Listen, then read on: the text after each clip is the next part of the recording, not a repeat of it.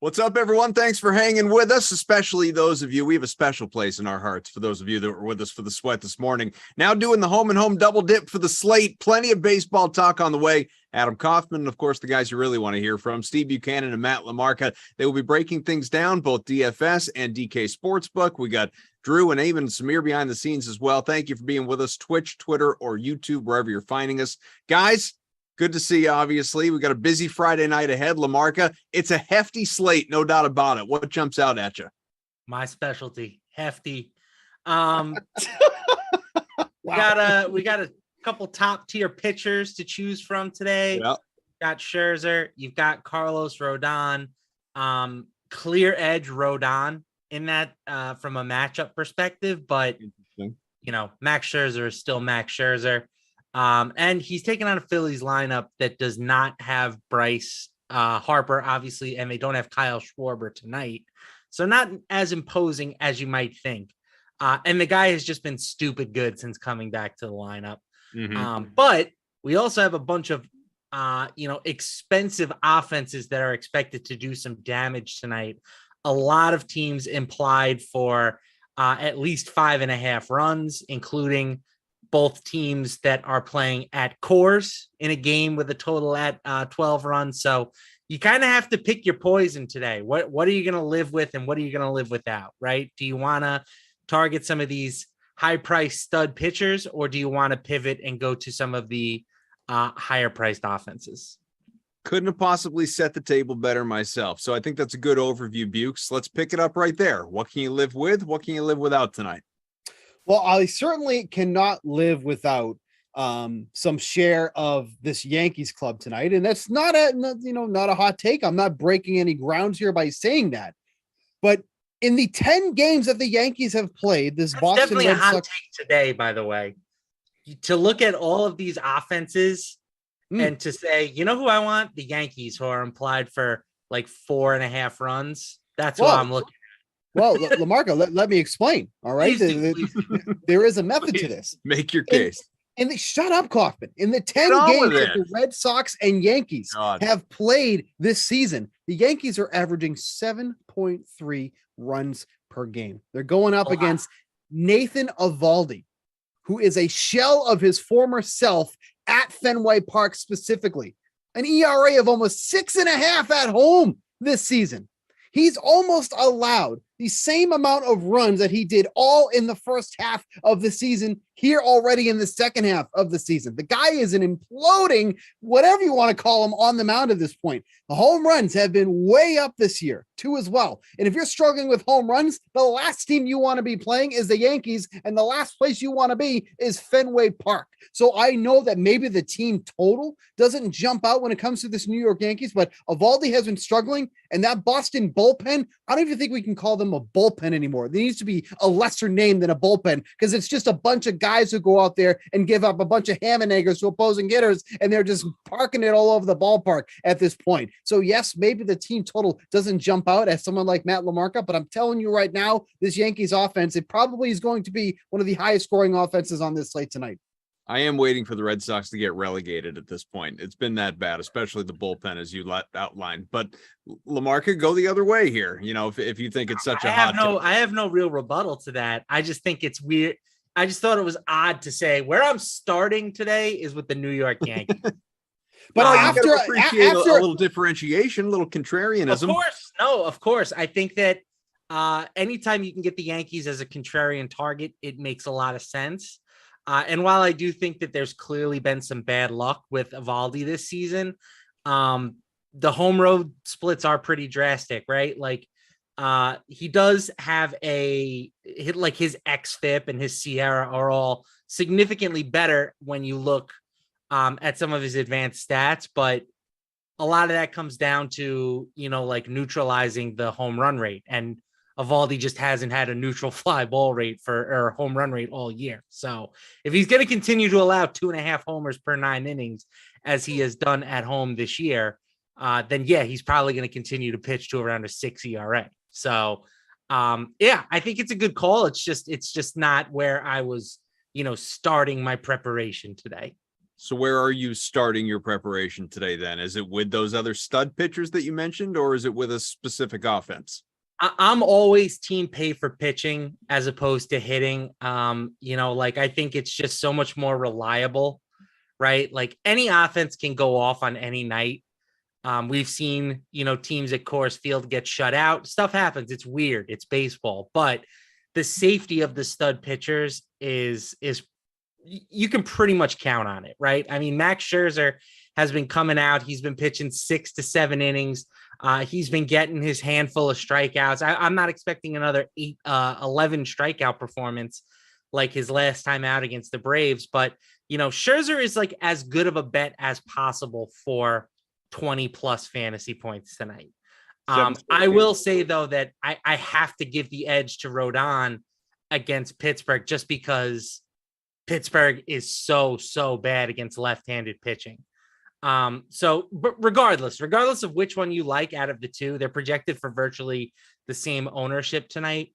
I want one of them in most of my lineups. I like the idea of anchoring my lineups with a stud pitcher. So Scherzer has faced the Phillies 3 times this year. It's been a while. I think the last one was back in May, but he's averaged 20 points over the course of those 3. And to LaMarca's point, he's been on fire, 7 straight games with at least 20 fantasy points, almost 40 the last time out. You see it on your screen. So Bukes, which way would you go between Scherzer and Rodon? And really a question for both of you, but obviously, Steve, you go first. Would you make the case to put both of them in there? Just pay up for your stud pitching, and then you take your chances with a bunch of value bats. No, I wouldn't. And I will say that the only thing about Scherzer tonight, and I know there's no Harper and there's no Schwarber, but the Phillies have been like one of the only teams that have actually given him some trouble this season. He's made 3 starts against them. The second start of the year was great. But after that, he's faced them twice in the month of May in those 2 games combined, 12 innings, 7 runs allowed on 15 hits. He did have 16 strikeouts in that. So that's why his fantasy points was still, averaging over 20 against his Phillies club. But even without those guys in the lineup, this Phillies offense has been rolling for the whole month of August here. So I look at Scherzer at just under 11K and likely going to draw the highest ownership on this slate tonight. So for me, it's not a complete fade, but I'm not going to go top heavy on Scherzer tonight, especially when you have someone right below him who's $300 cheaper with Carlos Rodon against whatever the Pittsburgh Pirates throw out there at this rate. Rodon had a really rough start to his San Francisco career, but the numbers at home much better than they are against the road. The Pirates just cannot hit lefties at all. Like it's downright silly what they are right now. And while Rodon doesn't blow you away with some of his more recent results, this is absolutely a matchup that he should thrive in against a Pirates team that is very susceptible to striking out against lefties as well, let alone somebody like Rodon. So I would give more of an edge to Rodon tonight. I think he's going to have the better matchup against than Scherzer against the Phillies. LaMarca, could you stomach paying well over 20 grand on your 2 pitchers? It's possible. I don't think I will have very many combinations of them today. I'd be more likely to go with one of the 2 and somebody like Luis Garcia, who's 9,800. If I was going to go for like a double stud pitching slate, just because I do think you need that extra $1,000 or so. It's hard to have 2 pitchers taking up, 40+% of your salary cap and then have to fill an entire lineup around it. If you're looking at some of these other pitching options, I know you mentioned Luis Garcia, and obviously you can make the case. When we were doing the sweat earlier today, Garion was real big on Tyler Mahle as someone that, not that he necessarily thinks he's so great. It was more just kind of, I think he's, in his words, I think he's underpriced, and I think there's a huge upside there in terms of strikeout potential. So what do you think of putting in a guy like that? I'm a big Tyler Mahle guy. I've been a big Tyler Mahle guy. I said that when he got traded over from the Reds, that was going to be a good addition for them. Kind of disappointing in his first start out, but that was against the Blue Jays, who are a really good offensive team. So I'm cool with Tyler Mahle at 8,500. I don't think that's like a tremendous value or anything like that. I think he's a good play today. The guy who is going to get like massive ownership tonight is Michael Kopech, who's just 7,100 and is taking on the Tigers. And the Tigers against right-handed pitching are on like a historically bad pace. And Michael Kopech has been pretty good this season for the most part. He hasn't been striking batters out the same way he did in years past, but he's been pretty good at keeping the runs off the scoreboard. So it's a good spot for Kopech at a really cheap price tag. He's got a 3.38 ERA this season. So I think that's going to be the way that most people approach this slate. They're going to go with one of the two top pitchers, and then they're going to pay down for Kopech. See, that's interesting. And Bukes, I wonder if you agree with that, because when I'm looking at the salaries and yeah, Kopech, good spot, $7,100, but in terms of like one stud, whether it's Scherzer, Rodon, and then going down to value, I'm not sure there's a guy in a better position, just pure value wise, than looking at 6,800 and Jordan Montgomery tonight for the Cardinals. But is that going to be potentially, and maybe you disagree with that, but I'm just sort of looking at the position that he's in. Is it too chalky though to even go with in the first place? I want to know who you got that information from. Because I agree with it. So you must have stolen it from somebody. I read. I do the occasional research. I look at numbers. The man is a professional, Bukes. Yeah, I mean, just listen. I don't just show up like Glash. I try to actually give you a little something here when I'm working with you, Bukes. Well, that's why I was just surprised, because I was shocked that you construed an opinion about this, and it was one that I was going to agree with, because the value I was going to go with tonight, what is Jordan Montgomery going up against the Milwaukee Brewers? This is not a club that hits lefties well, and the big reason for that is they have very left-handed hitting heavy. That's half the issue. Some of their best hitters all hit lefty. Rowdy Tellez, I don't know if you want to put Christian Yelich in the category of a good hitter at this rate, but him, Colton Long, I think, is a lefty too as well. But then you look at their overall numbers against lefty: 307 WOBA, 94 WRC plus, but they also strike out a lot. They have a 25.3% K rate against lefties on the year. That is the second highest in the league, trailing only the Baltimore Orioles. So Montgomery is not a huge strikeout guy. He strikes out less than a batter per inning, but with this matchup, and he's only at 6,800, like, it just feels really odd that he's this low. Like, being sandwiched in between Kopech and Davies, it's just like an odd player mix there for salaries. Like Zach Davies, I don't think should be 6,700 in Coors Field, let alone just even in that 6K price range. That guy stinks, and he can't hold a marriage to save his life, but whatever. Montgomery is 6,800. I think that's your guy tonight in terms of value. You must know that story, LaMarca, right? I don't. Look up Zach Davies' marriage when this is over. Okay. Montgomery at 6,800. I think is a great play tonight going up against this Brew Crew. Well, you've given our producers something to do when they don't feel like listening to us. They're Googling away right now. LaMarca, before I go to the next guy, if you want to add anything on Montgomery or just other options like you've already discussed. No, I think they're equivalent plays. I slightly prefer Kopech just because I think if you told me one of these two guys goes like 7 innings today, I think he's the more likely candidate. Montgomery's length has been kind of limited here of late, including in his last start when he didn't allow a single run and got yanked after 5 innings against the Yankees. So I just feel like Kopech gives you maybe a smidge more upside, but yeah, both guys are good value plays, and you could theoretically play both of them together if you wanted to just load up on the bats tonight. That's not a direction that I will be going in, but if you're worried about playing the same lineup as everybody, I doubt that a lot of people will pair the value options together. This one is a Paul Bruno special for you guys, but what about this one is near and dear to your heart, Bukes. What about I want to find him. What about I see we still haven't. Yeah, what about George Kirby tonight? Oh, that's what Paul Bruno said. The Rangers are on a bullpen day. What do you think? That's what Paul Bruno said. That's what Paul Bruno said. Well, let's see. This is in the middle of America, so he's probably can stay up for this game.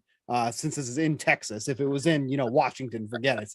No, I have no issue with George Kirby tonight. Anybody on the Mariners is a great play. Julio Rodriguez is back leading off. Take him over 1.5 bases. There's your winning bet of the night.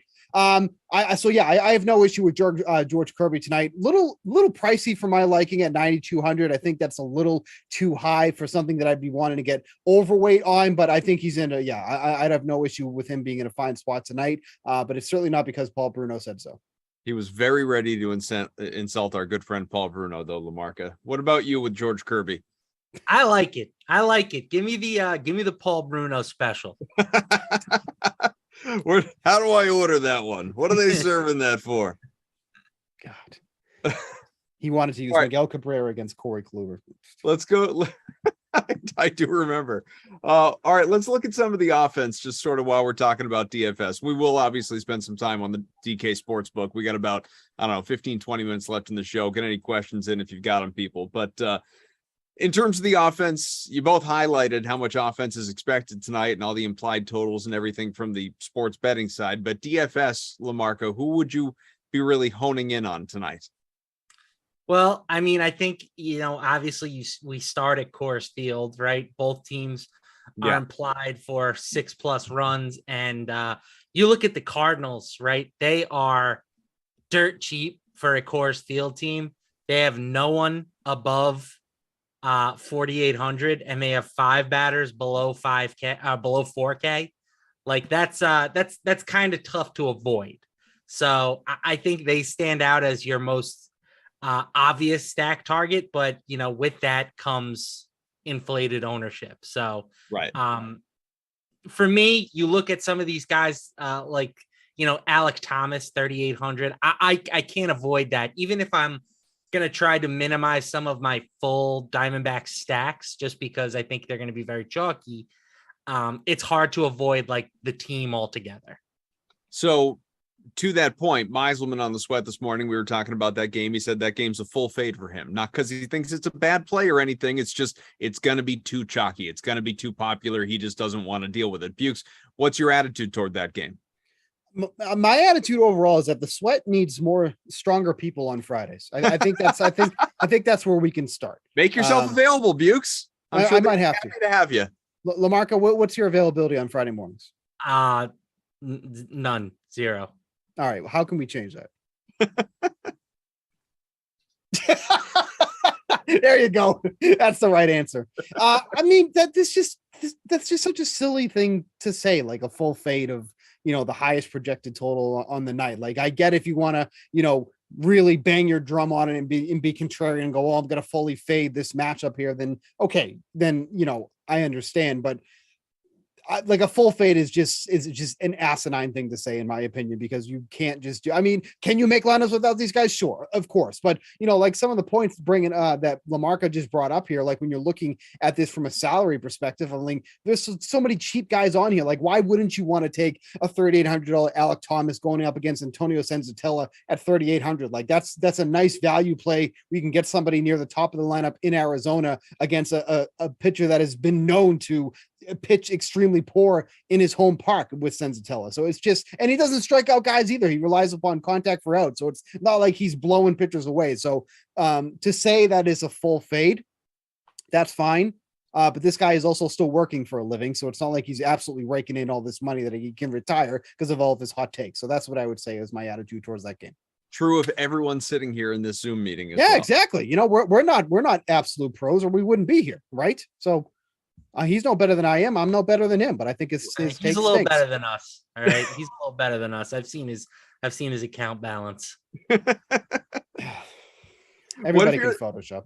What if you're looking at the bottom of this game in terms of just, the pricing point at the hitters, like Seth Beer, and I don't remember who it was that we were talking about it with on the show this morning, but, you look at him, that he's starting. Obviously, he's a minimum guy. He's $2,000. It's not the best hitter. That's why he's $2,000. But he is in the starting lineup, and you have exposure to someone who's going to play in this game with all this implied offense. So is he a guy? If you're thinking about sort of the potential chalky plays, LaMarca, from this game, or guys that you would be most interested in getting in from this game, are you going cheaper? Are you looking at Beer? Are you looking at Montero, Hummel?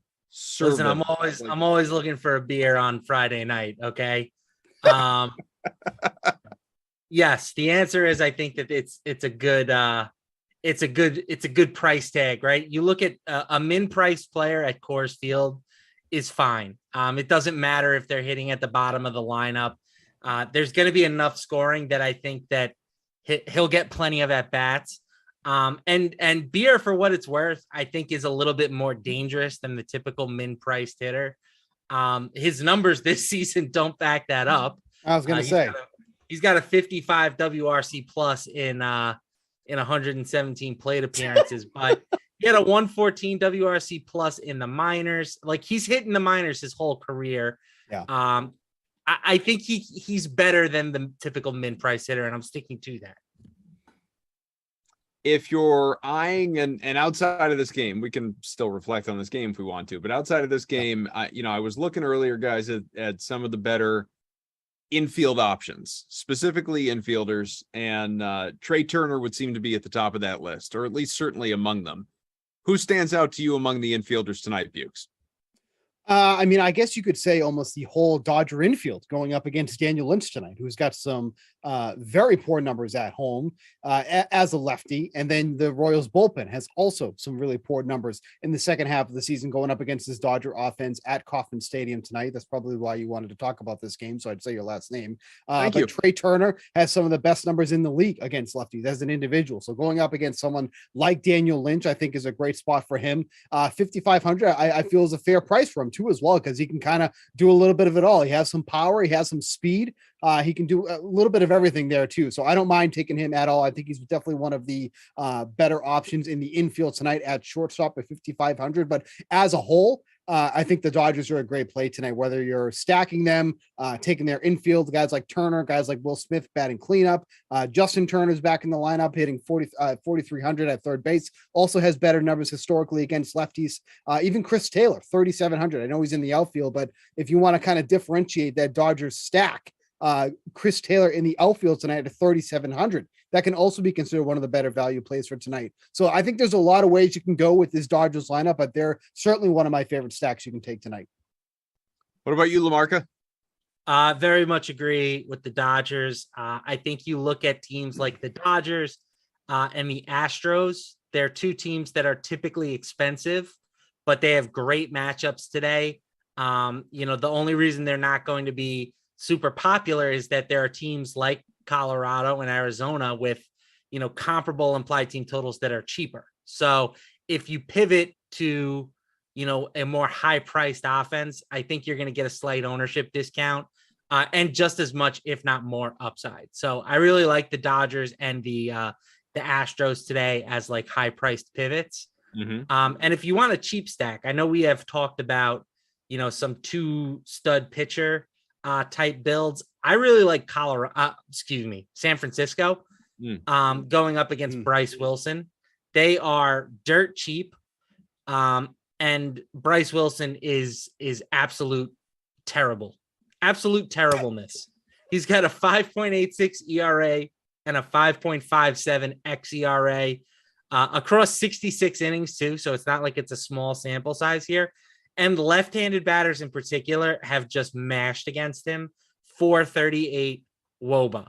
And you look at this Giants lineup, and it's just lefty after lefty after lefty after lefty. And they're all cheap. Tommy La Stella, leadoff hitter, 2,300. Lamonte Wade, expected to hit third, 2,600. Brandon Belt, 3,200. Yastrzemski, 2,800. If you want to splurge a little bit, you can go with Jock Peterson at 4,300. But so many big, like good left-handed hitters too, in a really undervalued spot. I really like San Francisco tonight. I think they're a good under the radar play. You mentioned mostly. Oh, go ahead.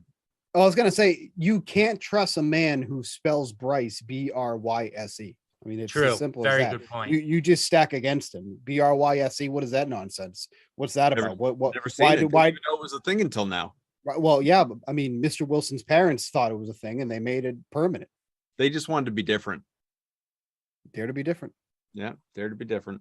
LaMarca, from the Giants, you did mention mostly infielders. So among the outfield across any game, not specific to San Francisco, which outfielders do you like in DFS tonight? I did mention 2 outfielders for what I said. You mentioned mostly infielders. I didn't say you mentioned like 2 out of 5. 2 out of 5. Jordan Alvarez. You Peterson. You did. You mentioned Yaz. Also true. And Lamonte Wade. So 3 actually outfielders. So just start talking. Jordan Alvarez, 5,800, going up against someone named Adam Aller. Yeah, why not? Probably a nice fellow. Probably a nice fellow. Jordan, I like Jordan is the best hitter in baseball. I know Aaron Judge would probably take exception to that statement, but Jordan Alvarez, for my money, best hitter in baseball. I mentioned I like Houston. Any Houston stack is going to be started with Jordan Alvarez. Bukes, what about you? Charlie Blackmon, 4,800 going against Zach Davies. That's a great spot batting leadoff tonight. And then I mentioned our guy, Julio Rodriguez, back tonight, activated off the IL. He's also batting leadoff tonight. And then Luis Robert going up against Daniel Norris. Daniel Norris has just been an absolute gas can for the Cubs, has somehow made his way back to the Tigers starting tonight. They've quote unquote stretched him out as a starter, whatever that means, because he'll probably go as long as a reliever will tonight. 2 innings at the most, I would guess. I mean, there's the numbers right there. Strikes out a boatload of guys. But if he's not striking them out, they're knocking him out of the park. That's just kind of the life story of Daniel Norris. So I would not, I mean, to be fair, the White Sox offense has been absolutely terrible. Like yesterday, they loaded the bases against Zach Greinke, strikeout, ground out against Jose Abreu, Eloy Jimenez, and Yasmani Grandal. That shouldn't be happening. Hall of Famer right there. You know, sometimes that happens. Which one? Greinke? Yeah. Greinke and his whopping 5.1 K9 on the year somehow struck out 2 of the White Sox's best hitters yesterday in a bases loaded situation. So I know the White Sox offense has been brutal as of late, but I think that changes tonight against Daniel Norris. And thoughts and prayers to his return in Detroit. Let's visit the DraftKings Sportsbook, fellas, because what the heck, they're part of the company and people like to bet. So where are you looking tonight? You guys we've talked all about, all the different offensive options, obviously, and all the different, runs that are going to be scored all over the place. Certainly the Coors game, we were on that, but is there maybe a little under the radar potential here, Bukes, a game that sticks out at you, whichever, bet intrigues you the most?